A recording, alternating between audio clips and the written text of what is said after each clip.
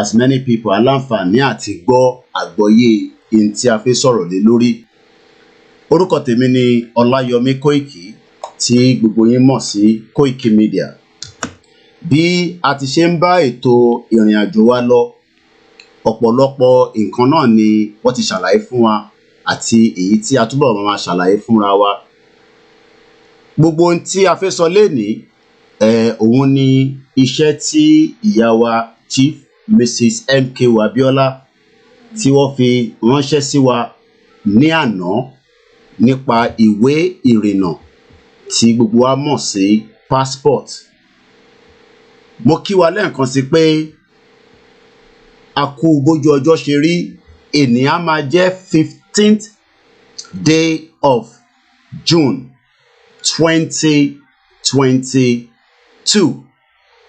A máa fi ọ̀pọ̀lọpọ̀ nǹkan wọ̀n wá, and I hope pé ó pẹ́ jù half an hour to 35 minutes ni mo fẹ́ fi ṣe broadcast yìí. So that means I'm gonna push everything, and then later on a tún máa ṣe analysis ẹ̀ dáadáa. Gbogbo wa náà láti rí àwọn ìwé ìrìnnà tí a gbé sí orí page wa láti àná fáǹfààní àwọn tí ó bá ti rí. But ẹni tó ò bá tí ì rí, a jẹ́ pé bóyá fún ìdí kan àbí ìdí kejì láǹfààní àti lọ sí orí page yẹn nìyẹn. But ẹ bá lọ sórí page wa, bóyá lórí Facebook àbẹ́yìn tẹ́ ń tẹ̀lé wa lórí YouTube, ẹ ti rí pé gbogbo details yẹn láti kó sí ibẹ̀. Nǹkan kan péré tí a láǹfààní àti fi sórí ẹ̀ nítorí Facebook, òun ni email address tí ẹ ń wò ní ìsàlẹ̀ ní abẹ́ fọ́nrán tí ẹ fi ń wò mí. Email address yẹn ó wà very very important kí gbogbo yín kẹ́ kọ sílẹ̀, nítorí pé ibẹ̀ lẹ máa send information lórí ìwé ìrìnnà tí ẹ̀yin bá fẹ́ nínú gbogbo yìí tí a ti gbé síta tí gbogbo yín ti láǹfààní àti rí. Ẹ má send message sí Kóìkì Media. Èmi kọ́ ni mo máa select. Olúkálùkù ló máa sọ èyí tó fẹ́. Ẹ ti rí pé gbogbo nínú ìwé ìrìnnà yẹn, ìtẹ́yìn máa wá ṣe ni pé ẹ send message lọ sínú email tí ó wà nísàlẹ̀ tí à ń pè ní info@ominirayoruba2022.org. Ẹ kọ sílẹ̀, ibẹ̀ lẹ máa send message sí títí dijọ́ Sunday 19th of June. Lẹ́yìn Sunday wọn ò ní gba any information kankan mọ́ lórí ọ̀rọ̀ ìwé ìrìnnà yẹn. So lẹ́ẹ̀kan sí gbogbo ọmọ Yorùbá tó bá ń gbọ́ ètò yìí, ẹ ṣàlàyé fún ẹni tí kò bá tí ì wà láǹfààní àti gbọ́ dáadáa pé ibi tẹ máa send message sí òun ni mo fi síbẹ̀ yẹn, info@ominirayoruba2022.org. Èèyàn kan gbọ́dọ̀ send message sí mi pé ibi báyìí ni èmi fẹ́ nínú gbogbo ìwé ìrìnnà tí a fi síta. Mo ti ṣe short video náà tí kò ju 5 minutes lọ tí mo ti fi síta fáǹfààní ẹni tí kò bá wà ní orí ètò nísìn, àbí bóyá fún ìdí kan àbí ìdí kejì wọ́n tí ì lè gbọ́ èyí tí à ń ṣe lọ́wọ́lọ́wọ́. Ẹni bá pàdé irú fídíò bẹ́ẹ̀, ẹ bá wa pín sí ibi tí àwọn tí wọ́n láǹfààní àti gbọ́ wa, ẹ bá wa pín síbẹ̀.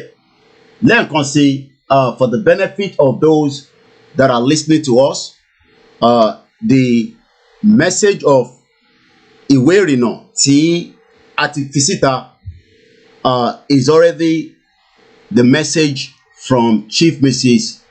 Abiola Onitiri. She's also going to be with us later on Naija Voices at 6 p.m.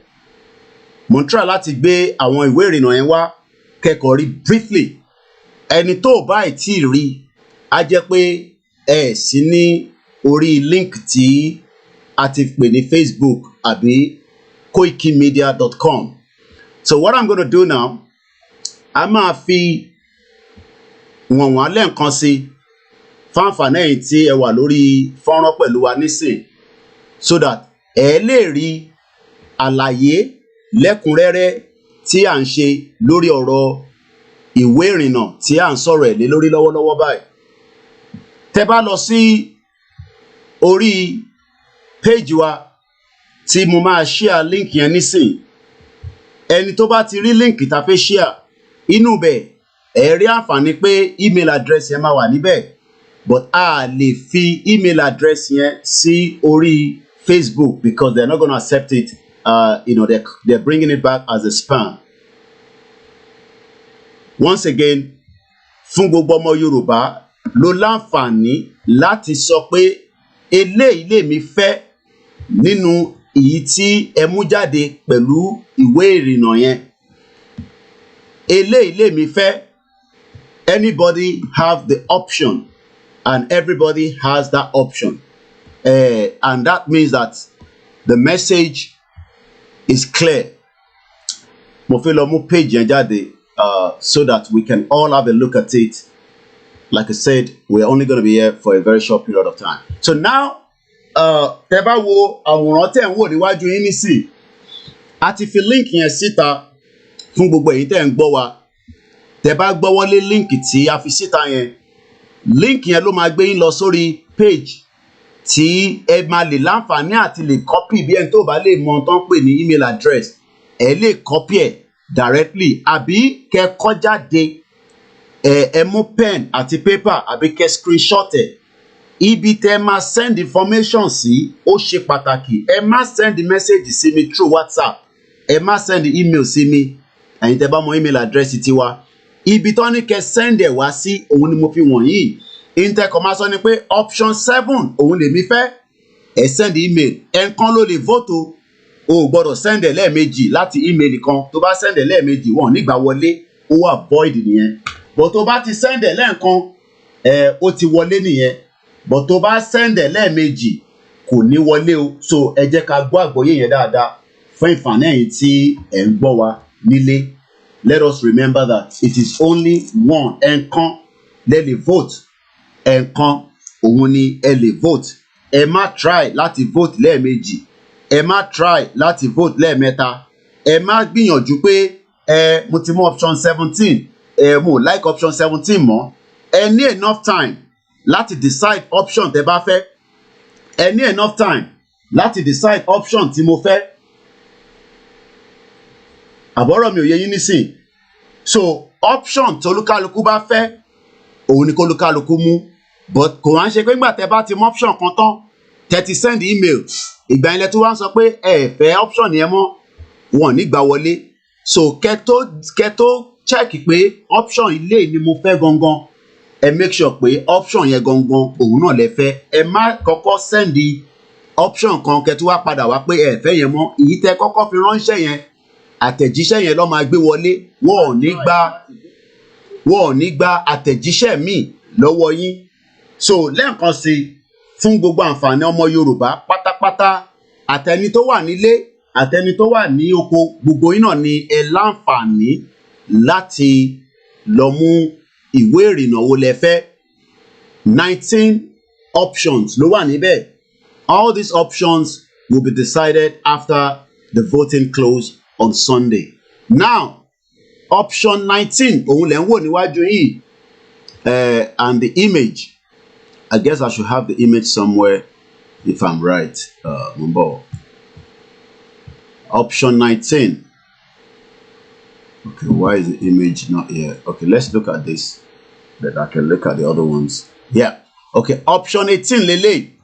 So ẹni tó bá fẹ́ option 18 pé eléyìí mi fẹ́ ìwọ lè fẹ́ ẹlòmíì lè má fẹ́ ìyẹn ló ṣe ń pè ní ballot box so that lọ́jọ́ iwájú nígbà tí ilẹ̀ bá dúró dáadáa gbogbo nta máa decide nìyẹn kan ní decide fún yàn kan.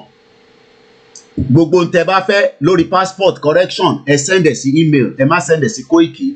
Gbogbo ntí ẹ bá fẹ́ ẹ mú option pé option lè mo fẹ́ but correction lélẹ̀. So èmi kọ́ ni mo wà nídìí correction. Gbogbo ntẹ bá fẹ́ ìyẹn ló ṣe fi email. We need to start on any sherry. We are going into ní analog stage. Everybody has to be now upgraded. Mo mọ kọ́kọ́ ṣe irọ́ nìyẹn kò sí ẹni tí Ọlọ́run ọba kò dìgbà tí a fẹ́ pàwọ́ wà nílùú òyìnbó máa sọ fún yín we are not better off ẹni tó wà nílé. Ẹ gbé email address yín ẹ gbé email address yẹn òun ló wà èmi náà ń wò níwájú screen mi báyìí gbogbo nǹkan tẹ́ bá fẹ́ ibẹ̀ ni kẹ́ máa send ẹ̀ sí ẹ máa send ẹ̀ sí Koiki eléyìí ò dáa option yìí ni mo fẹ́ gbogbo ẹ̀ ni kẹ́ send so we need to start understanding that báwa náà bá ní case nílùú ìbá ní kankan tá a fi ṣe a máa ń send email òye yín nísìn so that ká má distract too much ẹ má send the message Koiki eléyìí ò dáa nǹkan báyìí láti ká náà èmi kọ́ lẹ máa send ẹ̀ sí you need to send it to that email address. Now this is the option 18. So I'm just going to show them, variety so that all the information is already on our website and also on the Facebook. Option 18. Again, the voting period have started yesterday, June 14th. Ní ó bẹ̀rẹ̀ yesterday, June 14th. Ó dẹ̀ máa tán ní 19th of June. Bó bá send ẹ̀ níjọ́ Monday, wọ́n nígbà wọlé. Tó bá send ẹ̀ because we will start counting on Monday and they will release the preferred design as soon as we are done by God's grace. Once a preferred design is been chosen. Lẹ́ẹ̀kan sí ìwé ìrìnnà tí à ń sọ̀rọ̀ lé lórí gbogbo option tẹ́ bá fẹ́ ẹ má comment ẹ̀ sínú comment bá àwọn èèyàn send sínú comment box kò ń ṣe inú comment lẹ́ máa send ẹ̀ sí ẹ lọ send ẹ̀ sínú email bẹ́ẹ̀ send ẹ̀ sínú comment kò sí nǹkan tó máa rí email address ìyẹn lọ ṣe fi síbẹ̀ ẹni tó bá ní email address ẹ lọ wá bẹ́ẹ̀ ẹ ṣe máa register email address we need to start understanding all these options now. Ẹni tó bá dẹ̀ fẹ́ pé option 14 no option 16 lélẹ́yìí option 16 lèmi fẹ́ the same thing ẹ send email address ẹ sọ pé option 16 yìí ni mo fẹ́ o ẹ lè wá sọ pé ẹ fẹ́ báyìí design tó ti gbé síta nìyẹn so I'm not sure whether they can change anything as it is right now but like I said all you need to understand is option tẹ́yin bá fẹ́ ẹ click lé lórí ẹ send email sí wọn ẹ má send message sí mi o ẹ ní láti send message sí Ọláyọmí Koiki èmi kọ́ lẹ fi send message sí email address yẹn òun ló wà níwájú gbogbo ọmọ Yorùbá tó bá náwó rí email address yẹn á jẹ́ pé ẹ follow in tí à ń ṣe láti ìgbà tí a ti ń ṣe ètò yìí lẹ́ẹ̀kan sí ìwé ìrìnnà òun là ń sọ̀rọ̀ lé lórí ẹ̀yin ò ní láti máa find out pé bóyá ní kankan ṣe pẹ̀lú Nigerian government àwa ń bá tiwa lọ ẹ fi Nigerian government sílẹ̀ nígbà tásìkò bá tó Nigerian government á mọ̀ pé àwa ti lọ síbi tí à ń lọ Yorùbá nation has now come finally whether you agree with it or you disagree whether you believe in it or you disagree that is your own cup of coffee bó bá dẹ̀ jẹ́ pé ó gilẹ̀ bá mu lọ́dọ̀ tí is entirely up to you. Once again, this information has been sent to us and we are asked to deliver that to you. Let's now go to another option. Again, this is option 17. Ó dà pàtó sọ lórí option 17 lẹ́ẹ̀kan. Mo kàn feel okay, let me look at. Let's go straight to the blog. So if you go on our website, the reason why our website will be different for you to see is because orí website wa a fi email address ẹ̀ sí òun ló wà lọ́wọ́ ìsàlẹ̀ tẹ́ ń wò yìí òun ló wà lọ́wọ́ ìsàlẹ̀ tẹ́ ń wò yìí and I hope you can see it tẹ́ bá wo because mo monitor screen mi ẹ rí i pé please kindly remind them to send their vote to eléyìí nísìn tí bá fi sórí Facebook ó máa bounce padà Facebook is not allowing that so but lórí website wa but tẹ́ bá lọ sórí Facebook ẹ rí i pé gbogbo information yẹn òun la fi sí mo ń bọ̀ tá bá lọ sórí Facebook Koiki Media Oduduwa ó dà pé àìtí post ẹ̀ tán sórí Koiki Media but tẹ́ bá lọ sórí page wa látànà gbogbo ẹ̀yin tẹ́ comment email ní kẹ́ send ẹ ní láti máa fi sínú comment section nobody's going to read anything from the comment section I've seen almost 700 comments it's not going to happen I'm not going to sit down and read anything on the comment èmi kọ́ ni mo fẹ́ select my job as a media is to continue to promote Yoruba nation educate us and give us all the reasons in this world why we need to get out of the contraction you are all calling Nigeria. Ìlú tí passport in Nigeria ò ní value kankan. So all of you that are commenting, it's good to comment and all that, but to really put your own option, you need to send email. Tó bá mọ bó ṣe ń send email, ẹ pè ẹni tẹ́ bá lè bá sọ̀rọ̀, kó guide yín, kẹ́ fi option yín sí. I won't be able to do all that because I'm so busy. So kí ọkọ máa pè mí pé Mr. Koiki, ẹ bá wa send email yẹn. No, ẹ wá èèyàn tó súnmọ́ yín, ẹ sọ pé kó bá yín send email. Tẹ́ ẹ bá ní email address, mo ti ní kẹ́ lọ register fún email, ẹ lọ register fún Twitter. We are no longer in a analog country. we are moving to a country where àná nísìn nínú ilé mi boiler mi ò ṣiṣẹ́ orí website àwọn estate agent ni mo ti fill gbogbo information nígbà tí mo submit ẹ̀ làwọn ṣe máa wá rányàn wá tó máa wá fix ẹ̀. This is where we are going, so everybody needs to understand that. Sí ní ìlú jágbajàgba, ìlú tó ní value fún ọmọ Yorùbá kankan, so we need to understand that. Ẹ lọ register fún Twitter, ẹ lọ ní account fún email address ti yín personally, because tó bá dé stage kan àwọn kankan wà tó máa send sí through email. Tó bá dé stage kan wọ́n lè máa send text message sí phone number yín, ìyẹn ni then wọ́n dẹ̀ sì ní ká máa sọ fún yín pé ẹ sì máa continue láti sign petition. Àwọn ìyá wa kan sì send ọ̀pọ̀lọpọ̀ sí mi, ó dà ń pọ̀pọ̀lọpọ̀ ti relax. Ẹ fi ìpẹ́gbà tá ti ní 5 million ẹ ti relax àbí ṣé kò data bá increase number yẹn sí 10 million 15 million. Let's continue to sign the petition. Petition ò tí close o, ẹ gbọ́ mi dáadáa. The petition has not yet closed. It is still ongoing. Gbogbo ẹni tó bá ti sign petition ẹ bá wa sọ fún wọn pé kó lọ sign petition yẹn. It is very very important that we continue to sign the petition.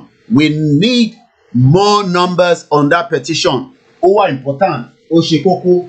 Let us not relent.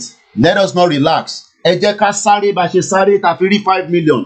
Eré ta sá nígbà yẹn náà ẹ jẹ́ ká túbọ̀ sá irú eré náà ká lè increase the number petition yẹn. Ẹni tó bá ti sign petition tẹ́lẹ̀ kò tí late.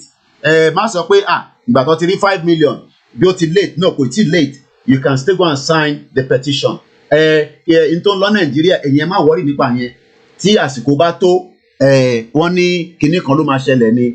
Bóyá Fúlàní ló nílẹ̀ wa ni, bóyá Haúsá ló nílẹ̀ wa ni, bóyá English ló nílẹ̀ wa ni, bóyá America ló nílẹ̀ wa ni. Àjọ bára wa fà á nígbà tásìkò bá tó. Àwa la nílẹ̀, àwa lọ́lọ́run jogún ilẹ̀ fún. Bí ṣe ń gbé nílùú yìí nísìnyí mo rí ibẹ̀ ìyá mi Janet, mo ò lè ṣe kí ni ẹ má ní ká paste petition síbẹ̀ ó dà pé ẹ̀ṣẹ̀ ń tẹ̀lé wa ni. Bàbá mi Ọláyínká Babátúndé, ẹ má bínú pé mo dárúkọ yín. We cannot paste it here because wọn ò ní allow, Facebook ò ní allow. Ẹ má wà lazy gbogbo yín tẹ̀ ń wò mí, ẹ má bínú pé mo lo language yẹn. Kí ló pọ̀ jù pé kẹ́ sáré mú pen kẹ́ fi kọrúkọ website yìí sílẹ̀. All these things is something that we need to start understanding. Ká send the petition link. Ibo la fẹ́ send ẹ̀ sí? Ní láti send petition link. By now everybody should know. Ẹ ṣé gan bàbá mi Dámiláre, àwọn tí bá wa dọ́gbọ́n sí www.officespace láàrin méjì, but ẹ bá máa send ẹ máa kó together ni. We should start understanding all these things. Kí ló wà níbẹ̀? Tẹ́ bá lọ sórí Google lásán gan sef. Tẹ́ bá lọ sórí Google, tẹ́kọ̀ type in òmìnira, dóònà èmi ti ní níbí báyìí náà, but kẹ́kọ̀ type sínú search engine òmìnira Yorùbá 2022. Ó máa gbé nǹkan kan jáde. That's it. Kí ló lè níbẹ̀? Kò sí nǹkan kan tó le. Ẹ má máa make it look like bí àti ẹ pé nǹkan tá à ń sọ kò le rárá. So gbogbo ẹni tó bá mọ̀ nípa petition a lè understand, but n tí mo sọ ni pé a lè post ẹ̀ sórí Facebook. Facebook ti di enemy wa, but àmọ́ tá a máa ṣe fáwọn yẹn nígbà tí ilé wa bá dúró. Bóyá àwa la nílẹ̀ ni o, bóyá Facebook ló nílẹ̀ tó ti fẹ́ operate ni o. Ẹ lọ wo ohun tó ń ṣe fún Facebook ní China, ẹ lọ wo ohun tó ń ṣe fún Facebook ní Russia. Sásìkò gbogbo yẹn jẹ́ ká fi sílẹ̀ nísìnyí. So in tí mo kàn ṣàlàyé fún gbogbo ọmọ Yorùbá ni pé gbogbo petition yìí a ṣì ń sign ẹ̀. We must not relent. Ẹ̀yin family tí o ti sign tẹ́lẹ̀, ẹ wá family tó ti sign. Let us sign the petition. It is very very important. But èyí tá à ń sọ̀rọ̀ lé lórí láàárọ̀ yìí, òun là ń pè ní ìwé ìrìnnà. Like I said, this is gonna be a shortest broadcast. By 9:30 precisely, I'm gonna end it because I want as many people láti láǹfààní àti wo fídíò yìí. Mo ti ṣe 5 minutes one as well, and I think the message will be delivered. Tó bá dago mẹ́fà lénìí, ìyá wa Abiola Onitiri Chief Mrs. wọ́n ń bọ̀ lórí Koiki Media but through our Star Radio ní Naija Voices. Wọ́n ní gba call lórí program yẹn. Koiki a máa pè sórí program yẹn ọkọ̀ ní pé ẹ ní láti pè. Gbogbo concern tó olúkálukú bá ní ẹ lọ máa ṣe kí ni ẹ send it through email. Ẹni tó o bá ní email address ẹ lọ wá bẹ ṣe máa register. A ti fi sórí screen, ó wà lórí screen torí pé mo cover screen yẹn díẹ̀ ni. Tẹ́ bá wo ìsàlẹ̀ screen yẹn, àwọn ṣe nǹkan ká ṣe lábọ̀. Ẹ jẹ́ ká máa rántí Àdògán, ká máa rántí Kòkòrò, ká máa rántí Pẹ̀lúmi, ká máa rántí Justice for Bámiṣé, ká máa rántí Jùmọ̀kẹ́ Oyèlékè, ká máa rántí àbúrò wa ìyá wa Tolúlọpọ̀ Arótilẹ̀. Gbogbo àwọn tí ilẹ̀ Nàìjíríà ti pa, link yẹn ló ń lọ lókè yẹn. òun ló ń scroll lókè yẹn ó wà important ẹ take screenshot mo ti ní tẹ bá ń wo Koiki Media program tèmi yàtọ̀ ẹ máa mú pen and paper àbí kẹ mú pencil dání kò ń ṣe pé kẹkọọ jókòó tatarata ká ṣe 3 hours kẹ má rí kankan mú kúrò àwọn ń ṣe program bẹ́ẹ̀ ẹ gbọ́dọ̀ tẹ́tí àsìkò ti tó tílẹ̀ Yorùbá fẹ́ dúró a gbọ́dọ̀ upgrade ara wa Koiki mo mọ̀ ṣe èèyàn máa ń lọ kọ́ ni èèyàn máa ń lọ kọ́ ni èèyàn máa ń lọ tún kọ́kọ́ ni. This is the time that we need to all know what to do. Mr. Koiki, intense yẹn ó le jù kò sí nǹkan tó le. Nàìjíríà ló jẹ́ kó look like pé nǹkan le láyé fún gbogbo wa, nǹkan kan ò le. And gbogbo nǹkan bẹ́ẹ̀ yẹn, gbogbo èèyàn máa padà sí school. My mom had to go back and upgrade herself. She graduated at 70 plus. Kí ló wá ń sọ ìwọ ọmọ kékeré? Kò ń ṣe Nàìjíríà burúkú ìlú òṣì, ìlú jágbajàgba, ìlú tí kò ní dá fún Nàìjíríà. Gbogbo ẹ̀yin tẹ́ bá ní pé Nàìjíríà ní kò ní dá fẹ́yìn náà. Bẹ́ẹ̀ni kò ní dá fún yín torí pé ìkà ni yín wọ́n pa àwọn èèyàn ní ọ̀wọ̀ nísìn gbogbo yín ti gbàgbé ẹ ti ń jẹ bọ̀lì ẹ ti ń bára yín sùn ẹ rántí pé wọ́n pa òkú wọn níjọ́ Friday nísìn wọ́n máa ṣe mass burial fún gbogbo wọn ṣé bóyá ẹ kó rí nìyẹn ẹ tètè kẹ lọ mú option ẹ má sọ fún wa pé Koiki ṣé lè máa work ìwọ tó ṣe ń sọ bẹ́ẹ̀ yẹn that means pé o ò ní làákàyè ni ṣé òyìnbó ló nílẹ̀ wa ni tó bá tásìkò fùwálà bó bá fẹ́ dogun kó dogun bẹ́ẹ̀ ni mo ṣe sọ tó bá fẹ́ dìjà kó dìjà ẹ má bínú gbogbo ẹ̀yin tẹ́ ń gbọ́ wa ẹ jẹ́ ká focus padà so tó bá jẹ́ pé nọ́mbà mo kàn lọ briefly ní o gbogbo information ti wà lórí website wa the reason mo ṣe jáde ni pé kí àlàyé lè yé gbogbo wa lẹ́kùnrẹ́rẹ́ dáadáa how will I know if I sign this petition ẹ bá lọ forúkọ yín padà sí orí petition yẹn a sọ pé kò ní wọlé mọ́ ẹ̀ẹ̀kan lẹ lè sign ìyẹn kan lè sign lẹ́ẹ̀mejì email address is optional lórí petition ẹni tó bá náà wà sure bí òun ti sign tẹ́lẹ̀ rí ẹ lọ síbẹ̀ kẹ lọ tún sign kò ní gbà wọlé ẹ mọ̀ pé ti sign nìyẹn and I think that also answer the question ẹni tó bá ní question and answer a sì máa ṣe program lórí yẹn but lọ́wọ́lọ́wọ́ wọ́n ní kẹ lọ ṣe kí ni ẹ lọ decide option ẹ̀yin lẹ máa decide Mr. Koiki bá mi send ẹ̀ èmi ò bá yàn kọ́kọ́ send ẹ̀ èmi ti mọ option tèmi náà mú mo ní láti sọ fún yín èmi ti send option tèmi náà lọ kẹ́yìn náà kì í ṣe kí ni kẹ lọ send option tí yín ilẹ̀ Yorùbá ti dúró kíyàn kankan má sọ pé kò ti dúró ilẹ̀ Yorùbá ó ti dúró Buhari kọ́ ló nílẹ̀ Yorùbá Haúsá kọ́ ló nílẹ̀ Yorùbá Fúlàní kọ́ ló nílẹ̀ Yorùbá bọ́bá náà wọn ò ní gbọ́ àwa náà máa náà ní gbà ó kù díẹ̀ ni gbogbo ohun tó lúkàlùkù bá mọ̀ ṣe Mr. Koiki a máa ṣe báyìí ní láti ṣàlàyé fún mi gbogbo ohun tẹ́ bá fẹ́ ṣe ẹ lọ máa prepare sí ọkàn ara yín pé tí àsìkò bá tó intẹ́mi máa ṣe lélẹ̀ lágbègbè mi èyí tí máa ṣe lórí ilẹ̀ mi lélẹ̀ torí pé a fẹ́ defend ilẹ̀ yẹn ni àwa lá nílẹ̀ àwa lá nílẹ̀ òyìnbó kọ́ ló nílẹ̀ olórí burúkú àwọn òyìnbó àwọn ló wá kó gbogbo àwọn ló sọ wá di báyìí gbogbo ṣe ń ṣe báyìí àwọn òyìnbó ni òyìnbó kọ́ ló máa make decision fún wa báwọn kan bá jókòó bá ní referendum ni Ògúnlákayé ló máa lé gbogbo yín mú tí wọ́n máa lé gbogbo yín a máa bẹ̀rẹ̀ sí fún ilé pè ní torí pé ìyà ń jọmọ Yorùbá bó ṣe ń jẹ wá níta ló ń jẹ wá nínú ilé nísinmi lálàáfíà ṣáwa nìkan ni ìlú òṣì ká wá lọ vote kò ní dá fún gbogbo ẹni tẹ́ bá ní ká wá lọ vote ní ṣoríire ni mo sọ Ògúnlákayé ló máa pa gbogbo yín ká wá lọ vote tàbí ká lọ vote yìí tẹ́ tí ń vote fún láti ìjọ kí ló ṣe èyí tẹ́ tí ń vote fún kí ló ṣe a máa rán Ògúnlákayé a máa rán sí yín ni èèyàn máa lè ká wá lọ vote tàbí ká lọ vote fún àwọn wèrè tó bá jẹ́ pé option ọ̀rọ̀ àpàtì sọ̀rọ̀ lórí 17 tó bá jẹ́ pé option ewúkìlì àti sọ̀rọ̀ lórí 16 lẹ́ẹ̀kan níbẹ̀ yẹn tó bá yẹ pé option 15 lẹ́fẹ́ ìtẹ̀kọ̀ máa ṣe ni pé ẹ send email option 15 ni mo fẹ́ lórí subject lórí email yẹn ẹ lè sọ síbẹ̀ pé option 15 ni mo fẹ́ so that is how it goes email kò ń ṣe tó le is not anything difficult it's very very easy and that is all we need to do once again gbogbo tó bá gbà òun la máa fún bó bá gba ẹran àgbò àápa ẹran àgbò fún bó bá gba ká dúpẹ́ wọ́n ní ká máa dúpẹ́ ní gbogbo ìgbà ká máa dúpẹ́ bó bá jẹ́ pẹ́ náà ni ká máa dú bó bá jẹ́ Bible ló máa kà ní ẹ má criticize pé ẹ̀sìn kan tó kó ìwọ má wọ́ọ̀dì nípa yẹn èyí tí wọ́n bá mọ̀ ní kí wọ́n dìbò má condemn Christian má condemn Muslim àwọn kì í ṣe Fúlàní tó ń géyàn lórí má ti dọmọ Yorùbá tó ń condemn wọn fi wọ́n sílẹ̀ bó bá jẹ́ sí àbáláyé ni wọ́n bó bá jẹ́ Ògún ló fẹ́ máa sìn máa ṣe Ògún bó bá jẹ́ Ṣàngó ni máa ṣe Ṣàngó yẹn kàn ní díyàn kan lọ́wọ́ but má criticize má jẹ́ criticism lórí ẹ̀sìn ọ̀rọ̀ ẹ̀sìn kan láà torí ẹ̀jà tó bá yẹ kó torí ẹ̀sìn ni mò ń jà ní ìlú ìgbọ́n àti lock mi sínú ilé torí ẹ̀sìn kan la ṣe ń jà torí kí la ṣe ń jà torí òmìnira ilẹ̀ Yorùbá torí ẹ̀ la ṣe ń jà torí ẹ̀ la ṣe ń jà so má báyàn kan jà má máa criticize àwọn Muslim ò dá Christian ò dá àwọn ò ń ṣe yẹn ọmọ Yorùbá kì í ṣe yẹn ẹ fi ẹ̀sìn oríṣiríṣi sílẹ̀ ìlú tí mò ń gbé Buddhist wà níbẹ̀ wọ́n ò bí mi dá nísìn kí lọ dó síwájú Buddhist nínú temple wọn kí n máa ṣépè fún wọn kí n máa sọ pé kò ní dá fún wọn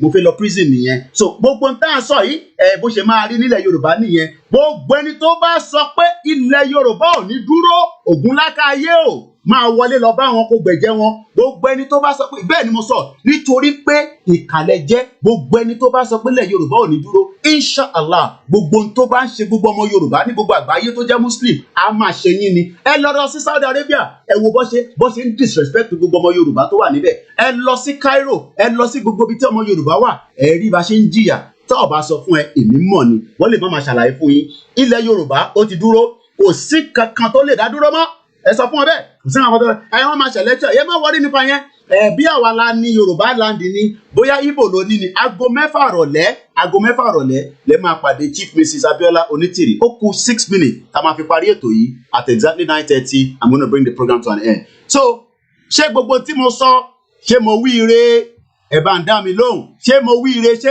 ẹ understand ẹ tó bá jẹ́ number 13 ló fẹ́ ẹ rí pé lórí bíbá nísìn a lè fi email address yẹn sí torí pé lórí burúkú Facebook wọn ò gbà wọlé bàbá fi síbẹ̀ wọ́n bounce jáde ni so ìyẹn la ṣe fi síbẹ̀ tó bá yẹ pé number 13 ló fẹ́ ẹyọ kan ló lè mú o lè mú méjì o option kan ni àti nínú Nàìjíríà option kan ni so option kan ni mo rí ń bẹ̀ yá mi Ọlájírè Joseph mo kí gbogbo ìyá wa náà tẹ̀ wá ń bẹ̀ ẹ má bínú pé mo ní dárúkọ gbogbo yàn ṣé mo